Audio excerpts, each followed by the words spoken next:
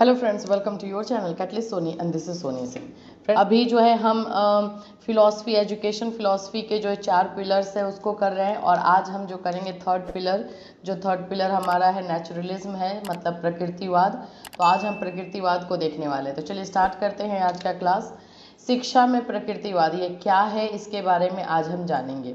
इसका मीनिंग क्या है, इसको हम किस तरह से यूज़ करते हैं, या फिर इसका जो है शिक्षा में इम्प्लीमेंटेशन कैसे होता है, ये सारी चीज़ें देखेंगे।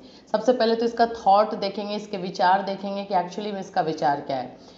नेचुरलिज्म इन एजुकेशन ये क्या है। तो चलिए, शिक्षा में प्रकृतिवाद का अर्थ ऐसी शिक्षा व्यवस्था से है जिससे बालक अपनी प्रकृति के अनुसार विकसित होता रहे। देखिए, सबसे पहले तो नेचुरलिज्म को समझिए कि ये क्या है। जैसे कि हमने आइडियलिज्म को समझा, आदर्शवाद को, तो आदर्शवाद और आइडियलिज्म किस चीज़ में बिलीव करते हैं, तो वो जो है हमारे जो अंदर की आत्मा है उसको पढ़ने पे बिलीव करते हैं। उनका ये कहना है कि जिस दिन हम अपने आप को, अपने अंदर की आत्मा को रियलाइज़ कर लेते हैं, वही आदर्शवाद का एक्चुअली एक उद्देश्य है। लेकिन दूसरे शब्दों में हम ये बोल सकते हैं कि आदर्शवाद जो है एक सुपर नेचुरल पावर को भी मानता है, जो कि इंसानों से बढ़कर है और जो एक्चुअली में अकॉर्डिंग टू आदर्शवाद उसको क्रिएट किया है। मीन्स हम सबको क्रिएट करने वाले एक शक्ति में जो है वो बिलीव करता जो है वो है आदर्शवाद। ठीक है, तो उस शक्ति का नाम क्या है, ईश्वर का नाम दिया गया है। तो आदर्शवाद का थॉट प्रोसेस वैसा होता है, प्रिंसिपल पे बिलीव करते हैं, सिद्धांतवादी होते हैं आदर्शवाद के लोग। अब हम बात करते हैं सेकंड जो हमने किया है प्रेगमेटिज्म। जो हमारा प्रीवियस क्लास था वो हमारा था प्रेगमेटिज्म वाले लोग जो होते हैं वो अपने कर्मों पे बिलीव करते हैं, प्रयोजनवादी होते हैं। तो ये जो 4 हमारे पिलर्स हैं, ये चारों पिलर का जो थॉट प्रोसेस है, एक्चुअली हम एज अ ह्यूमन बीइंग जो है इसको फॉलो करते हैं। तो जो लोग फॉलो करते हैं उनको उससे कनेक्ट किया जाता है। जैसे आदर्शवाद के थॉट को, अगर जो विचारों को जो फॉलो करते हैं उनको आदर्शवादी कहते हैं। प्रयोजनवाद यानी कि प्रेगमेटिज्म के थॉट को जो फॉलो करते हैं, जो इस बात में बिलीव करते हैं कि ईश्वर या कोई ऐसी शक्ति नहीं होती है जो हमें हमारे कर्मों, हमारे चीज़ों को दे या फिर हम उन पे डिपेंड रहें। वो सिर्फ ये मानते हैं कि हम जैसा करेंगे वैसा हमें मिलेगा।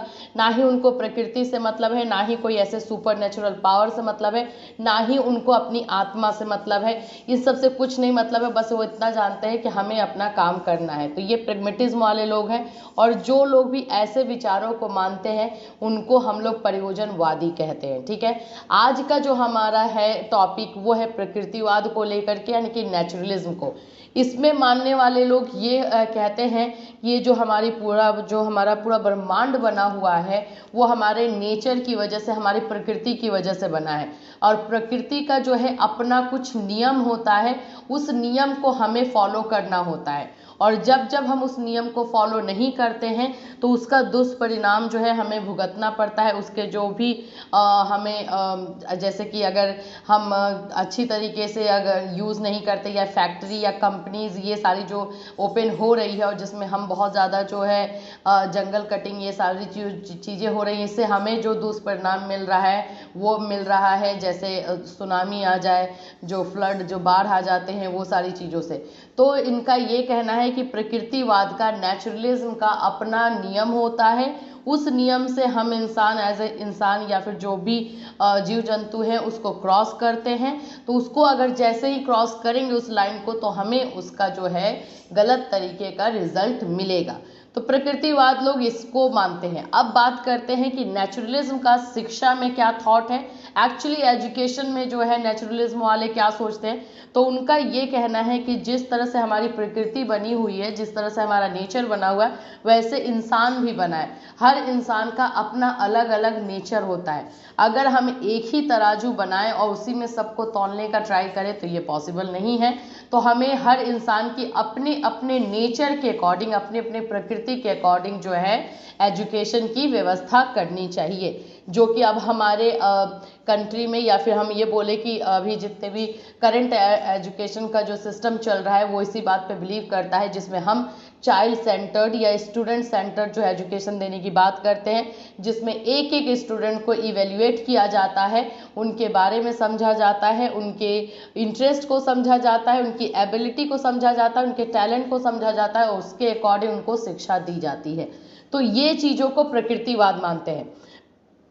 दूसरा जो मेन पॉइंट है प्रकृतिवाद का, वो ये मानते हैं कि एजुकेशन में सेंटर पॉइंट क्या होना चाहिए। अब जैसे कि पहले के टाइम का अगर मैं बात करूं तो पहले जो हमारा एजुकेशन था उसमें हम दो चीज़ों को सेंटर पॉइंट मानते थे। एक तो या तो टीचर ही सेंटर पॉइंट होता था। टीचर को क्या पढ़ाना है, कैसे पढ़ाना है, उसके अकॉर्डिंग टू टीचर जो है हम करिकुलम बनाते थे। जो हमारा पाठ्यक्रम बनता था अकॉर्डिंग टू टीचर बनता था। या फिर हम ये देखते थे कि हमें पढ़ाना क्या है, या तो टीचर के अकॉर्डिंग या फिर करिकुलम के अकॉर्डिंग जो है हम सारा सेटअप करते थे। अब ये नहीं होता है। प्रकृतिवाद इस बात में बिल्कुल भी बिलीव नहीं करता। उसके अकॉर्डिंग बच्चे को किसी टीचर की ज़रूरत नहीं है। किसी भी एक बच्चे को जो है किसी तरह का पाठ्यक्रम की ज़रूरत नहीं है, किसी तरह के करिकुलम की ज़रूरत नहीं है। वो सेल्फ सफिशिएंट है अपने आप को, अपने कैपेबिलिटी को, अपने जो टैलेंट है उसको बाहर निकालने में। तो ये प्रकृतिवादियों का मानना है। इनके अनुसार एजुकेशन में जो है सिर्फ बच्चा ही सब कुछ है, स्टूडेंट ही सब कुछ है, क्योंकि एट द लास्ट सीखना उसी को है और जो भी लर्निंग का प्रोसेस होना है उसी के साथ होना है। तो इस बात में जो है हमारे नेचुरलिज्म वाले लोग बिलीव करते हैं। तो ये शॉर्ट में मैं अभी आपको सब कुछ बता दी हूँ। अब हम डिटेल से जो जाएंगे, जो हमें थ्योरी लिखना है उसके अकॉर्डिंग। तो ये हुआ हमारा जो एजुकेशन में प्रकृतिवादियों लोगों का सोच है वो। ये क्वेश्चन, ये जो पॉइंट है, ये हमारा जो टॉपिक है, ये उतना इम्पॉर्टेंट नहीं है। ये अगर आएगा भी तो सिर्फ इतना पूछेगा कि नेचुरलिज्म एजुकेशन क्या है, ये आता है, या फिर इसकी विशेषता या इसके सिद्धांत आते हैं। इससे क्वेश्चन ज़्यादा नहीं आता। जो हमने लास्ट क्लास किए हैं आदर्शवाद का, आइडियलिज्म का, प्रेगमेटिज्म, सबसे ज़्यादा इंपॉर्टेंट जो है प्रेगमेटिज्म होता है, क्योंकि एक्चुअली में बच्चों को सिखाया यही जाता है कि वो अपने कर्मों पे, अपने हार्डवर्क पे बिलीव करें। तो प्रेगमेटिज्म ज़्यादा इंपॉर्टेंट रहता है, क्वेश्चन उसी से ज़्यादा आता है। तो उसको अच्छे से कीजिएगा। इसमें जिस तरह के क्वेश्चन आते हैं उसके अकॉर्डिंग मैं ये आपको बता दे रही हूँ। तो ठीक है। वैसे तो प्रकृतिवादी आंदोलन को शिक्षा के क्षेत्र में प्रारंभ करने का श्रेय बेकन और कॉमेनियस का है। इसमें जिन्होंने प्रकृतिवादी पे, जो प्रकृतिवाद में बिलीव करते हैं, एक्चुअली हम इसको बोल सकते हैं ये प्रकृतिवादी हैं, वो कौन है? बेकन है एंड कॉमेनियस है। स्टार्टिंग इन्होंने ही किया था, परंतु रूसों ने आंदोलन को चरम सीमा तक पहुंचाया। हर्बर्ट स्पेंसर तथा जर्मनी के बेस्डॉ, सॉल्जमैन एवं कैंप आदि शिक्षा शास्त्रियों को भी प्रकृतिवाद का ही अनुयायी माना जाता है।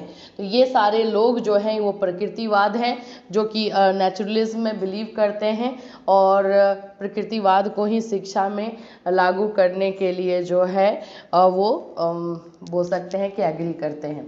चलिए अब इसको हम थोड़ा डिटेल में जानते हैं। प्रकृति शब्द के दो अर्थ हैं। पहला है भौतिक प्रकृति। भौतिक प्रकृति क्या है? एंड बालक प्रकृति। तो भौतिक प्रकृति एंड बालक की प्रकृति को हम समझेंगे कि ये प्रकृतिवादियों लोगों का क्या बिलीव है। भौतिक प्रकृति यानी कि बाह्य प्रकृति, जो हमारा एटमॉस्फेयर है, जो हमारा इन्वायरमेंट है, उसको हम भौतिक प्रकृति के अंतर्गत देखते हैं। बालक की प्रकृति के अंतर्गत आंतरिक प्रकृति को देखते हैं, यानी कि जो बच्चे का जो अपना सोच होता है, जो बच्चे का अपना टैलेंट होता है, जो उसकी इच्छाएं होती है, वो आंतरिक प्रकृति के अंतर्गत आती है। समझ में आया? बाह्य प्रकृति यानी कि इन्वायरमेंट, ये पर्यावरण आया, ठीक है, जिसमें ट्रीज हैं, नदियां हैं, ये सारी चीजें जो है वो बाह्य प्रकृति में आई। और दूसरा जो जिस चीज को ये मानते हैं वो बच्चे को लेकर के, कि बच्चे के अपना बच्चे का जो है नेचर क्या होता है, उनकी एबिलिटी क्या है, कैपेबिलिटी क्या है, वो क्या सोचते हैं, उसके अकॉर्डिंग।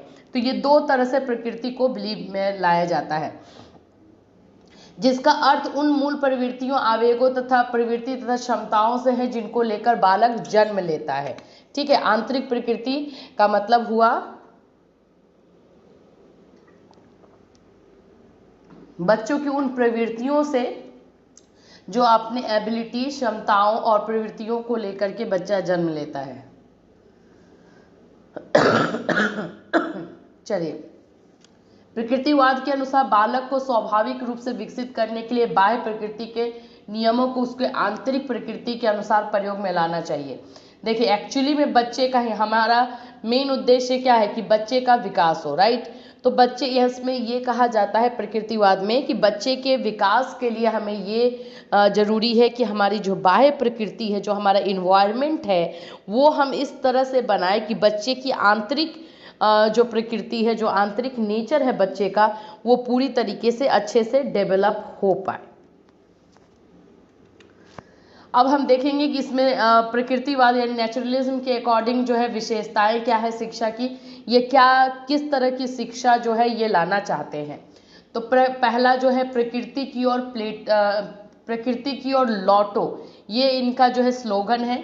इनका कहना है कि हमें जो है नेचर की तरफ लौटना चाहिए, हमें नेचर की तरफ, जैसे कि अभी जस्ट अपोजिट हो रहा है। अभी क्या हो रहा है कि हम पूरा जो है पेड़ कटिंग और ये सारी जो चीज़ें हो रही हैं, इससे हम क्या प्रकृति को इग्नोर कर रहे हैं, राइट। लेकिन इनका ये कहना है कि हमें जो है, जैसे हम पहले प्रकृति को इम्पोर्टेंस देते थे या फिर उसी को ज़्यादा मान्यता देते थे, वो सारी चीज़ें ही हमें करनी चाहिए। तो ये स्लोगन इनका है कि प्रकृति की ओर लौटो।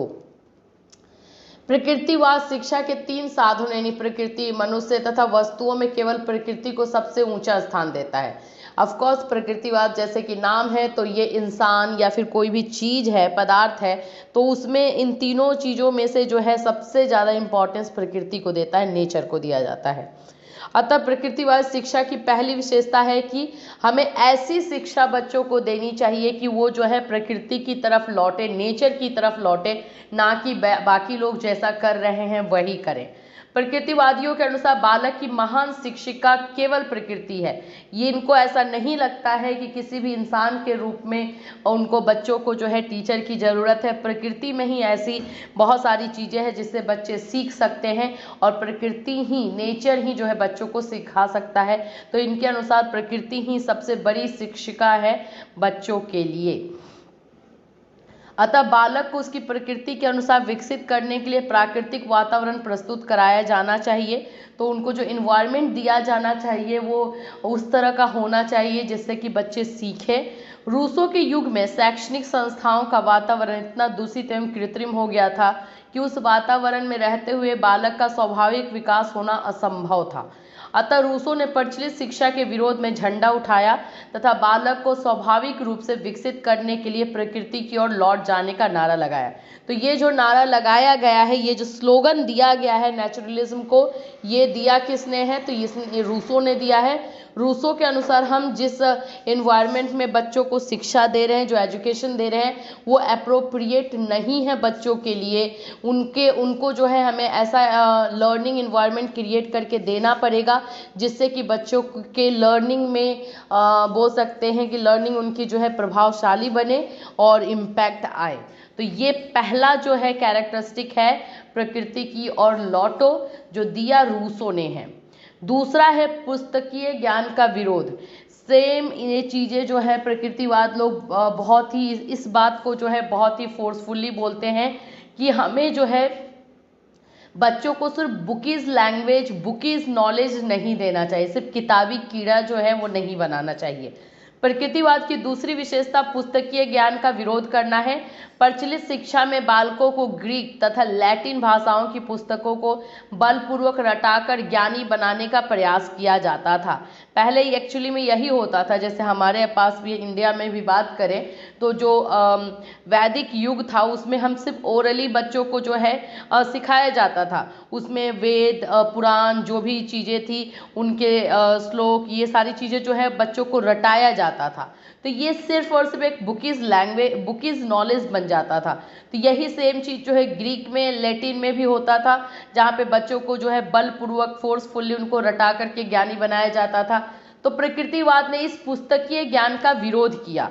बालक के जीवन को क्रियाशील रूप से प्रभावित करके उसके स्वाभाविक विकास पर बल दिया। उसने कहा कि बच्चा जैसा चाहता है वैसे उसका विकास हो, उसके अंदर जो जो चीज़ें हैं, जो खूबियां हैं, उन खूबियों के ऊपर काम किया जाए, ना कि उनको ज़बरदस्ती जो है फोर्सफुली रटा करके और फिर ज्ञानी बनाया जाए। और ये इन्होंने इस बात पे भी बिलीव किया कि बच्चों के लिए करके सीखना जो है सबसे अच्छी विधि है, सबसे अच्छा मेथड है जिससे बच्चे सीखते हैं और उनका जो लर्निंग होता है वो स्टेबल होता है, लॉन्ग लास्टिंग होता है। तीसरा जो इनका विशेषता है शिक्षा को लेकर के वो है प्रगतिवादी, यानी कि जो है डेवलप करने वाला। प्रकृतिवाद शिक्षा की तीसरी विशेषता उसका प्रगतिशील होना है। प्रचलित शिक्षा में बालक को बालक न समझकर उसे केवल लघु प्रौढ़ का रूप समझा जाता था, अतः शिक्षक बालक के मस्तिष्क में अधिक से अधिक ज्ञान ठूसने का प्रयास करता था। प्रकृतिवाद शिक्षा बालक को एक गत्यात्मक प्राणी मानती है जिसका विकास निरंतर होता रहता है। इस विकास की 4 भिन्न भिन्न स्थितियां हैं। तो यहाँ पे है प्रगतिवादी का कहना है कि बच्चे का जो है हर एक स्टेज में अपना विकास एक होता ही है, नॉर्मल एक जिसको हम स्वाभाविक विकास बोलते हैं, जिसको हम जो नेचुरल डेवलपमेंट बोलते हैं, वो उनका एक स्टेजेस में होता है। जैसे कि अगर हम इन्फेंसी की बात करें तो शैशवावस्था में अपना होगा, अगर हम चाइल्डहुड की बात करें तो बाल्यावस्था में जितना उनका विकास होना है वो होगा, फिर सेम चीज़ जो है एडोलेसेंस में होता है, फिर सेम चीज़ एडल्टहुड में होता है। तो ये एक स्टेज के अकॉर्डिंग जो विकास बच्चे का होता है, इसका कभी भी ये मतलब नहीं होता है कि हम जो है इन्फेंसी की अवस्था में ही बच्चे को जो उसका चाइल्डहुड में डेवलपमेंट होना है वो सारे नॉलेज उनके अंदर डाल दें या फिर फोर्सफुली उनको दे दें। तो ये बिल्कुल नहीं होता है। ये एक प्रोसेस से चलने वाली जो है प्रक्रिया है जिसके अनुसार बच्चे का विकास होता है, जो कि नेचुरल होता है और नेचुरल तरीके में होना चाहिए। तो थर्ड इनका जो कैरेक्टरिस्टिक्स है वो प्रगतिवाद को लेकर के है। चौथा है निषेधात्मक शिक्षा, यानी कि बच्चों को जो है प्रकृतिवाद की चौथी विशेषता उसका निषेधात्मक होना है। J.S. रॉस के अनुसार निषेधात्मक शिक्षा का अर्थ निकम्मेपन का समय नहीं है। यह गुण की शिक्षा नहीं अपितु अवगुण से रक्षा करती है। इससे सत्य की शिक्षा नहीं होती पर गलती से बचाती है।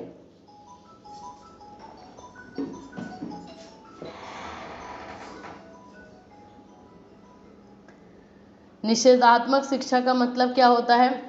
इसका मतलब होता है कि बच्चों में जो कमियां हैं, जो समस्याएं हैं, उसको फाइंड आउट करना। तो ये जो शिक्षा है, ये जो एजुकेशन है, वो बच्चों को मिलना ही चाहिए जिससे वो अपनी कमियों को समझे और समझ करके फिर उसे दूर करें। तो प्रकृतिवाद का ये कहना है कि सभी बच्चे जो है एक जैसे होते नहीं हैं, किसी में कुछ कमी है, किसी में कोई और समस्या है, तो उन समस्याओं को पता लगाना और फिर उनको सही रास्ता दिखाना, ये जो है ये जो है एजुकेशन का, शिक्षा का ही काम है और ये इसकी एक विशेषता है। बालक को की केंद्रीय स्थिति, इनका ये कहना है कि बच्चा जो है सेंटर्ड होता है और बच्चे को जो है सेंटर में रखा जाता है। प्रकृतिवाद के अनुसार शिक्षा की 5वीं विशेषता जो है ये होनी चाहिए कि बच्चे का ही विकास हो, इसमें टीचर को या पाठ्यक्रम को देख करके कुछ ना किया जाए। इसमें इस बात का ध्यान रखा जाए कि बच्चे का हम विकास कैसे कर सकते हैं, उसी को देख करके या तो पाठ्यक्रम बनाना या फिर उसी के अकॉर्डिंग जो है बाकी सारे लर्निंग एंड टीचिंग के प्रक्रियाओं का निर्धारण करना होना चाहिए। तो ये प्रकृतिवादी लोग मानते हैं। 6 नंबर है बालक की यहाँ पर देखिए, ये 6 नंबर और 5th नंबर में कंफ्यूज मत होइएगा। यहाँ पर है कि ये बोला गया है कि बच्चे को जो है सेंटर्ड पॉइंट बनाने, जो हम चाइल्ड सेंटर्ड एजुकेशन को फॉलो करते हैं, वो प्रकृतिवादी लोग यानी नेचुरलिज्म वाले पहले से मानते हैं। तो ये हुआ। और हमारा 6 पॉइंट जो है बालक की स्वतंत्रता है, दैट मीन्स की फ्रीडम है। बच्चे को इतना फ्रीडम मिलना चाहिए कि वो खुद से अपने अंदर की जो चीज़ें हैं उसको निकाल पाए। तो प्रकृतिवाद शिक्षा की 6ठी विशेषता बालक को शिक्षा के क्षेत्र में स्वतंत्रता प्रदान करना है। प्रकृतिवादियों का विश्वास है कि जब तक बालक के सम्मुख स्वतंत्र वातावरण प्रस्तुत नहीं किया जाएगा तब तक उसका स्वाभाविक विकास नहीं हो सकेगा। नेचुरल तरीके से अगर बच्चे का विकास करना है तो उनको फ्रीडम देना है और ये जो है नेचुरलिज्म वाले लोग मानते हैं। 7th पॉइंट है हमारा इंद्रियों के प्रशिक्षण पर बल। यहाँ पर एक चीज़ देखिएगा, ये पॉइंट मैं आप लोग को बता दूँ, हमारे आदर्शवाद को लेकर के ही हैं। जो आइडियलिज्म वाले लोग हैं वो इंद्रियों, दैट मीन्स कि हमारे जो सेंस ऑर्गन हैं उनके द्वारा जो भी हमें नॉलेज मिलता है उस पर वो बिल्कुल भी बिलीव नहीं करते थे। उनका कहना था ये सारा ज्ञान जो है अस्थायी होता है और ये एक भ्रमपूर्ण जो है नॉलेज होता है। लेकिन सेम अपोजिट चीज़ जो है नेचुरलिज्म वाले लोग मानते हैं। उनका कहना है कि जो हम अपने इंद्रियों के माध्यम से, मीन्स कि हम अपने जो सेंस ऑर्गन के माध्यम से जो नॉलेज लेते हैं वही सही है, एग्जैक्टली वही जो है स्थिर है या फिर लॉन्ग लास्टिंग है, ये इनका मानना है। तो ये ज़्यादा से ज़्यादा जो है सेंस ऑर्गन के ट्रेनिंग पर जो है फोर्स करते हैं कि हमें बच्चों को एक्चुअली में बताना चाहिए किस तरह से हम अपनी आँखों का, कानों का, नाक का, अपने जो टच और सेंस ऑर्गन है उसका यूज़ करके जो है ज्ञान ले सकते हैं और नए नए ज्ञान को जो है खोज सकते हैं। तो इस पे ट्रेनिंग देने की बात कही जाती है। 7 नंबर ये है इनका। अब हम देखेंगे कि नेचुरलिज्म वाले लोग एजुकेशन का क्या उद्देश्य बनाते हैं, कि क्या मोटिव बनाते हैं, कि एक्चुअली नेचुरलिज्म के अकॉर्डिंग शिक्षा का उद्देश्य क्या होना चाहिए। सबसे पहला चीज यहाँ पे ये मानते हैं मानव यंत्र को पूर्ण बनाना। ये जो हमारे प्रकृतिवाद लोग हैं वो मशीनरी चीज़ों में भी बहुत मानते हैं इनका, इसीलिए इनको हाफ जो है साइंस से इन्फ्लुएंस भी कहा जाता है, विज्ञान से इन्फ्लुएंस होने वाला ये जो है वाद होता है। तो इनका ये कहना है कि इंसान को भी मशीनों की तरह बनाना, जिस तरह से मशीन से अगर हम कोई काम करते हैं तो कोई मिस्टेक होने का चांस लगभग ना के बराबर रहता है, बिल्कुल ही नहीं होता है, उसी तरह से हम इंसान को, जितने भी हम जो ह्यूमन बीइंग हैं उनको भी उसी तरह से बना दिया जाए कि उनसे भी कोई मिस्टेक ना हो पाए। तो यंत्रवादियों के अनुसार यह संपूर्ण विश्व एक महान यंत्र के समान है। मनुष्य इस बड़े यंत्र का एक भाग है तथा अपने में पूर्ण भी। अतः शिक्षा का प्रथम उद्देश्य बालक में इस प्रकार के व्यवहार को विकसित करना है कि वह एक कुशल यंत्र की भांति कार्य कर सके, जिससे मिस्टेक होने के चांसेस कम हों। दूसरा हमारा जो उद्देश्य इन्होंने बताया है वो है वर्तमान तथा भावी प्रसन्नता व सुख की प्राप्ति। जैविक प्रकृतिवाद के अनुसार मानव का लक्ष्य वर्तमान तथा भावी प्रसन्नता व सुख को प्राप्त करना है। देखिए, प्रकृतिवाद लोग जो है फ्यूचर में बिलीव नहीं करते हैं, ये सोचते हैं कि जो भी है हमारा अभी वर्तमान ही है, फ्यूचर को जो है किसी ने देखा नहीं, तो उसके लिए अपना टाइम वेस्ट करना या फिर उसके लिए सोचना बेकार है। तो इनका ये कहना है कि हमारा जो वर्तमान है वो सुखी हो, उसमें जो है इंसान खुश रहे, इस तरह की शिक्षा हमें दी जानी चाहिए, जिससे कि है बच्चे अपने वर्तमान समय में सरवाइव कर पाएँ, अपना एजुकेशन कंप्लीट करने के बाद भी वो अपने को सरवाइव करें, अपनी फैमिली को सरवाइव कर पाएँ और खुश रहें। तो इस तरह का शिक्षा का उद्देश्य जो है वो होना चाहिए, ये प्रकृतिवाद लोग मानते हैं। तीसरा है जीवन संघर्ष के लिए तैयार रहना।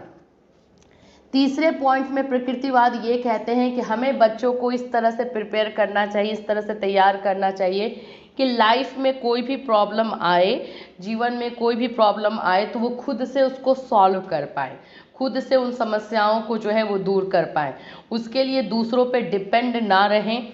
तो इस तरह की शिक्षा उन्हें मिलनी चाहिए जिससे वो अपनी लॉजिकल थिंकिंग, रीजनिंग थिंकिंग, उनकी कॉग्निटिव डेवलपमेंट जो है पूरी तरीके से हो सके, उनका जो है संवेगात्मक विकास सही तरीके से हो पाए, फिजिकल डेवलपमेंट तो हो ही। तो जिस तरह से वो खुद में उनको इतना कॉन्फिडेंस रहे कि किसी तरह के कोई भी प्रॉब्लम आने पे वो खुद उसका सामना कर सकते हैं। डार्विन जीवन के लिए संघर्ष तथा समर्थ की विजय नामक सिद्धांत में विश्वास करता था। इस सिद्धांत के अनुसार मानव का विकास जीवन के निम्न स्तरों से हुआ है, उसे संसार में जीवित रहने के लिए वातावरण से निरंतर संघर्ष करना पड़ता है। तो इस तरह से इसलिए शिक्षा का हमारा एक ही उद्देश्य होना चाहिए कि हम बच्चों को उस योग्य बना पाएँ कि वो अपनी समस्याओं को स्वयं ही दूर कर पाएँ। चौथा है वातावरण के साथ अनुकूलन।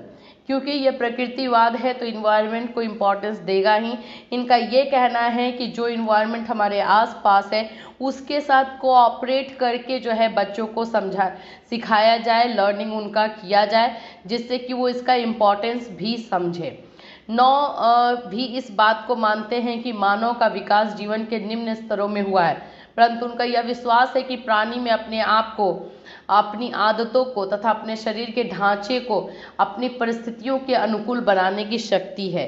ये एक्चुअली हमारे ये सभी में एक्चुअली सभी जीव जंतु, सभी प्राणियों में ये चीज़ें हैं कि वो सिचुएशन के अकॉर्डिंग, परिस्थिति के अकॉर्डिंग जो है अपने आप को ढाल सकते हैं, अपने आप को बना सकते हैं।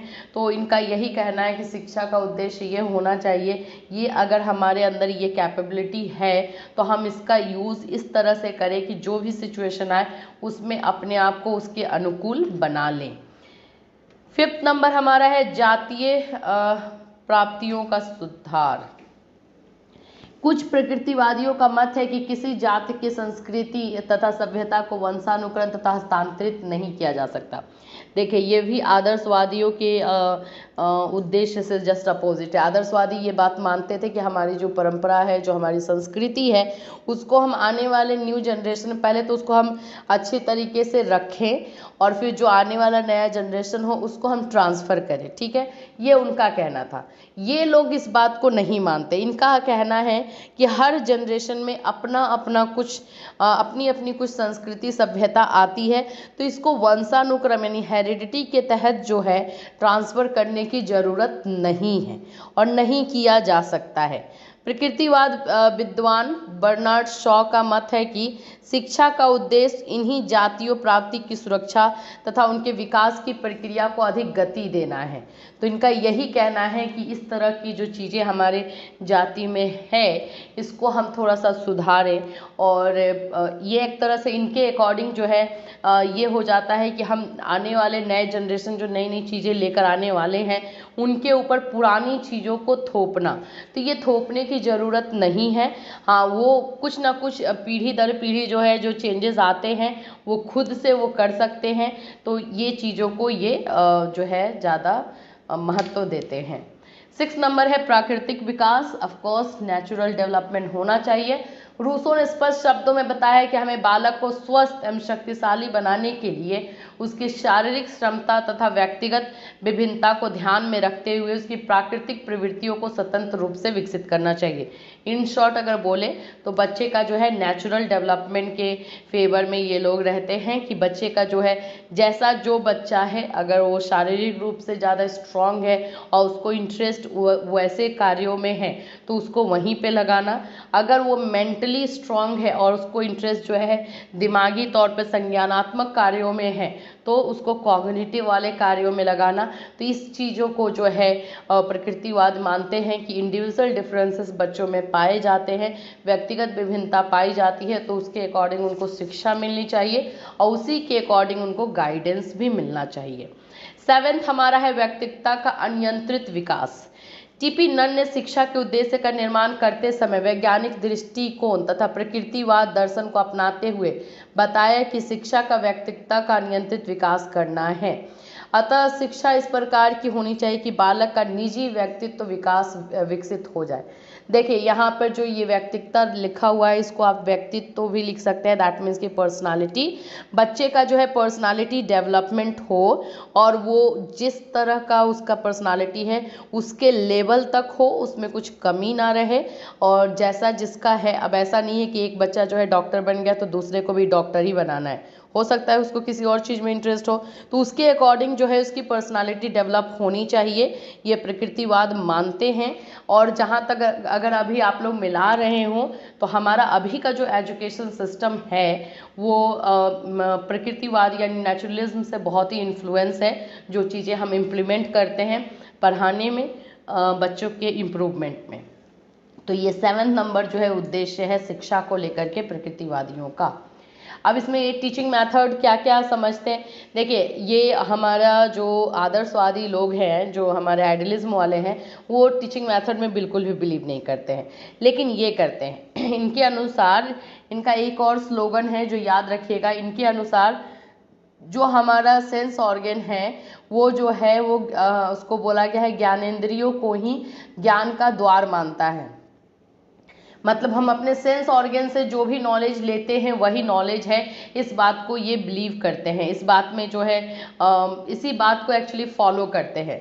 तो प्रकृतिवादियों का विश्वास है कि बालक की रुचि और आवश्यकताएं पूरा, यहाँ पे देखिएगा, प्रकृतिवादियों का विश्वास है कि बालक की रुचि और आवश्यकताएं प्रौढ़ की रुचि और आवश्यकताओं से भिन्न होती है। जाहिर सी बात है, एक बच्चे का जो इंटरेस्ट होता है और एक जो है 50 साल के आदमी का जो इंटरेस्ट होगा वो दोनों में डिफरेंस होगा ही। दोनों की बोल सकते हैं आप, सोच में डिफरेंस होगा, दोनों के रुचि में, इंटरेस्ट में डिफरेंस होगा। तो ये चीज़ें जो है होती हैं एज के अकॉर्डिंग और स्टेजेस के अकॉर्डिंग जो है वो चेंज होता है। तो उनका इसलिए ये कह रहे हैं कि हमें जो है ये सारी चीज़ों को ध्यान में रखना चाहिए। अब आप जा रहे हो 5 साल या 6 साल के बच्चे को पढ़ाने, और फिर आप जा रहे हो 20 साल के बच्चे को पढ़ाने जो कि अभी या तो 11th 12th या ग्रेजुएशन कर रहा है या फिर वो बीएड में है, वैसे बच्चों को पढ़ाने। तो दोनों को पढ़ाने के टेक्निक में, दोनों को पढ़ाने के मेथड में डिफरेंस होता है।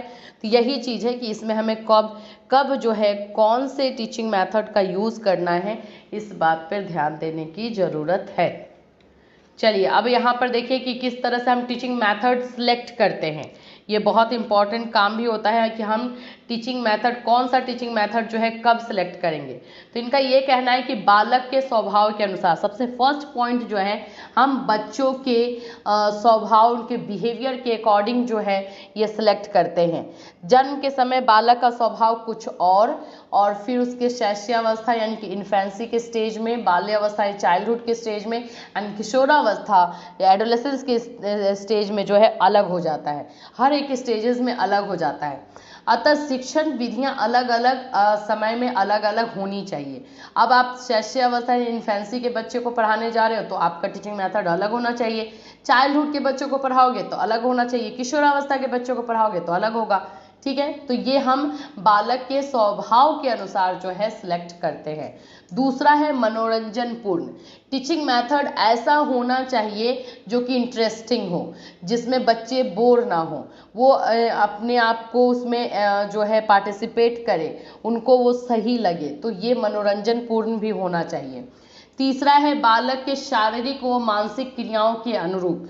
अब जिस भी क्लास के, जिस भी एज के बच्चे को पढ़ाने जा रहे हो, उनका फिजिकल एंड मेंटल जो है स्टेजेस देखना जरूरी है कि वो किस स्टेज में है, उनकी मानसिक क्रिया एक्टिविटी, मेंटल एक्टिविटी कितनी है, फिजिकल एक्टिविटी कितनी है, और उसके बाद जो है हम टीचिंग मेथड सेलेक्ट करते हैं।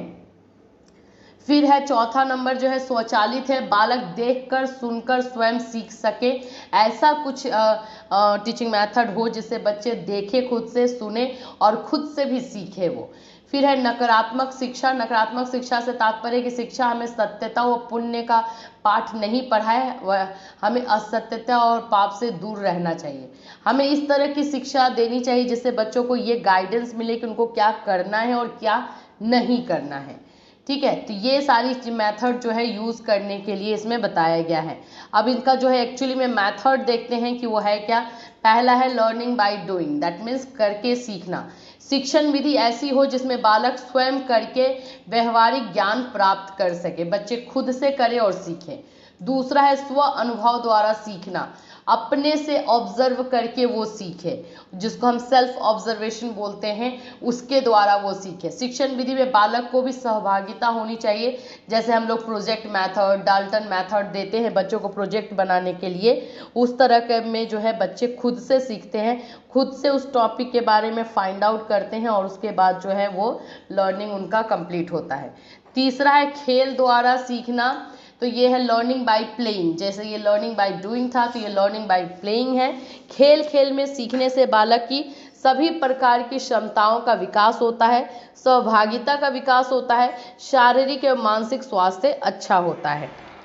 फिर हमारा है कि नेचुरलिज्म और पाठ्यक्रम, यानी कि करिकुलम और नेचुरलिज्म का क्या संबंध है।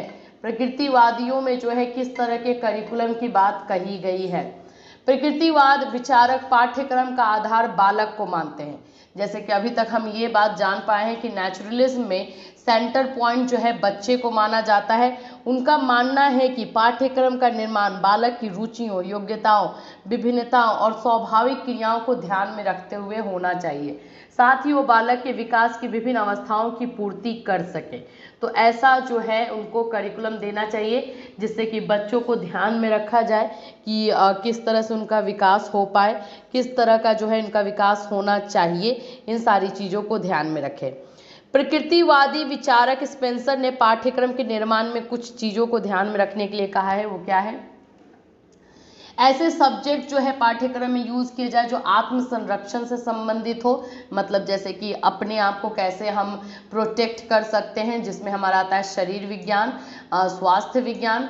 दूसरा है जीवन की आवश्यकताओं की पूर्ति से संबंधित विषय, यानी कि भौतिक विज्ञान, गणित, भूगोल। पालन पोषण से संबंधित विषय दैट मीन्स गृह शास्त्र, होम साइंस जिसको बोलते हैं, शरीर विज्ञान है। बाल मनोविज्ञान, चाइल्ड साइकोलॉजी। मनोरंजन, रुचि एवं भावनात्मक विषय यानी कि कला, भाषा, साहित्य, इन सारी चीज़ों को। फिर हमारा पांचवा है सामाजिक एवं राजनीतिक संबंधों से संबंधित विषय, जैसे हिस्ट्री है, इकोनॉमिक्स है, समाज शास्त्र है, राजनीति शास्त्र है। तो फ्रेंड्स, आज की क्लास में हमने सीखा प्रकृतिवाद को लेकर के कि नेचुरलिज्म क्या होता है। एक और हम देखेंगे मानवतावादी, ह्यूमनिज्म, और उसके बाद से ये चैप्टर खत्म हो जाएगा। और प्रकृतिवाद के बाद हम जो नेक्स्ट करेंगे मानवतावाद, और उसके बाद से मानवतावाद नहीं होगा तो मैं आपको PDF दे दूंगी। तो चलिए फिर मिलूंगी। Till then have a nice day.